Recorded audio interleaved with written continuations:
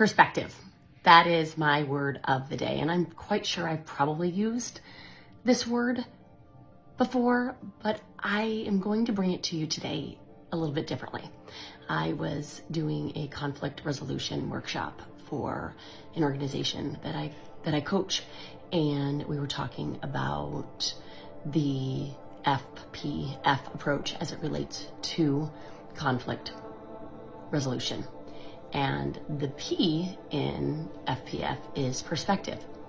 And what was the biggest aha for most of the leaders around the table was that there was an assumption that the perspective was their own.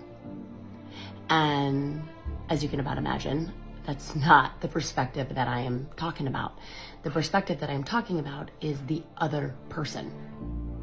And so, although we probably recognize that that would be a better way to start a conversation, the question, both an invitation, is how often do we lead in a conversation with what the other person's perspective is?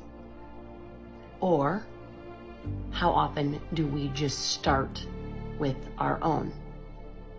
And what I have found is the more you start with the other person's perspective, the less your perspective matters. Because here's what's true, and I say this with love, no one cares about your perspective. They don't.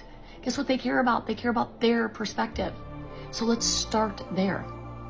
If you start there, you mitigate much defense, you mitigate the war, because nothing is required for the other person other than for them to be heard. And I think more than ever, people just want to be heard. People just want to have a space where they feel seen and validated. That's it. So what would happen in your conversations today, this week, this month, if you started with the other person's perspective before you offer up yours? And like I mentioned, a lot of times when you start with theirs, yours is no longer required. Have a good one, everybody. Take care.